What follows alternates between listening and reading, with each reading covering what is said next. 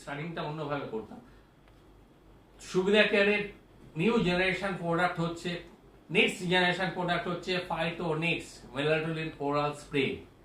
এই melatonin oral spray হচ্ছে একটা sleeping spray. Sleeping spray means যে আমরা বিশেষ করে দেখা যায় যে এখানে আমাদের বয়সজনিত কারণে যে সমস্ত পেশেন্টদের ঘুম হয় না, রেগুলার অ্যালজোলাম বা সিডেটিভ পিলস গুলো ব্যবহার করে, তাদের জন্য একদম বিশেষভাবে উইদাউট সাইড এফেক্টে Phytonex melatonin oral spray. Oral Phytonex মেলাটোনিনটা কি? মেলাটোনিন হচ্ছে আমাদের একটা সাপ্লিমেন্ট, যেই সাপ্লিমেন্টটা আমাদের কি হয় পিনাল গ্ল্যান্ড থেকে, আমাদের মেমোরি ব্রেনের পিনাল গ্ল্যান্ড থেকে সিক্রেশন প্রডিউস হয়। এই পিনাল গ্ল্যান্ডের কি হয়, আমাদের ওখান থেকে মেলাটোনিন প্রডিউস হয়, যেটা কিনা আমাদের ঘুমাতে সাহায্য করে। এই পিনাল গ্ল্যান্ডের মেলাটোনিন প্রডিউস হওয়ার পরে কি হয়, আমরা যখনই চোখটা বন্ধ করি দিনের বেলা, তখন রাত্রিবেলা এই মেলাটোনিনের একটা অ্যাডিশনাল অ্যাডভান্টেজ হচ্ছে যে রাত্রিবেলা যখনই ডার্ক, যখনই অন্ধকার হবে, অন্ধকার, আমরা যখন অন্ধকার ঘরের মধ্যে ঘুমাবো, অন্ধকার হয়ে যাবে, আমরা অন্ধকার ঘরের মধ্যে থাকবো বা চোখ বন্ধ করব, তখন আমাদের ব্রেন সেল থেকে, পিনাল গ্ল্যান্ড থেকে মেলাটোনিন সিক্রেশন হয়। সেই সিক্রেশনটা কিন্তু হলে আমরা ঘুমিয়ে পড়ি। আবার যখন দিনের বেলা আমাদের দিন শুরু হয়ে যায়, মেলাটোনিন সিক্রেশনটা স্টপ হয়ে যায়, তখন কি অটোমেটিক আমরা জেগে যাই। একটা নাইস সিস্টেম মেলাটোনিনের। এই সিস্টেমটা কিন্তু আদার্স অন্যান্য প্রিপারেশনের মধ্যে নেই। মেলাটোনিনটা আমাদের বিশাল অ্যাডভান্টেজ আছে এই কারণে।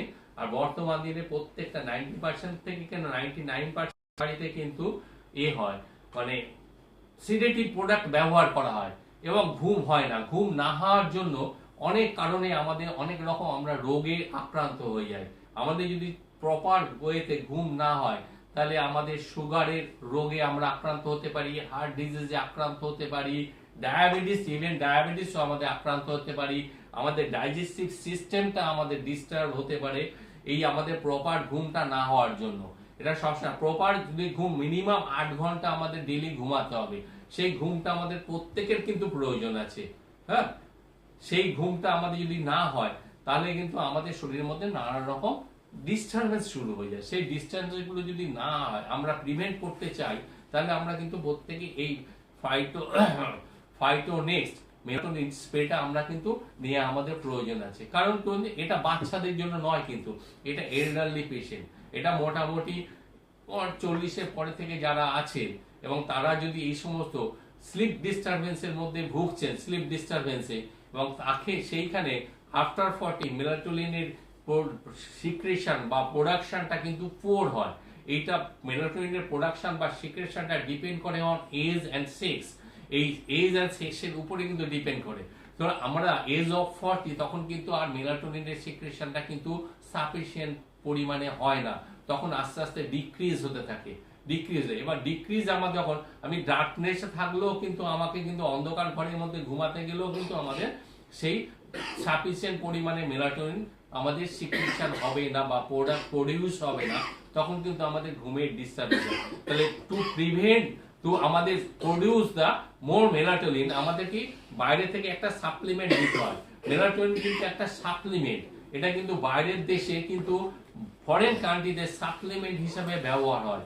আমাদের এখানে কিন্তু সাপ্লিমেন্ট হিসেবে এখনো ব্যবহার হয় না, ওয়েস্টার্ন কান্ট্রিতে কিন্তু এটা সাপ্লিমেন্ট হিসেবে ব্যবহার হয়। সুতরাং মেলাটোনিন আমাদের প্রত্যেকের প্রয়োজন আছে। মেলাটোনিনের আরো কাজ আছে। মেলাটোনিন আমাদের যেমন ঘুমাতে সাহায্য করে, মেলাটোনিন আমাদের যেমন ঘুমোতে সাহায্য করে, ঘুমাতে সাহায্য করে, এবং এর কোনো সাইড এফেক্ট নেই।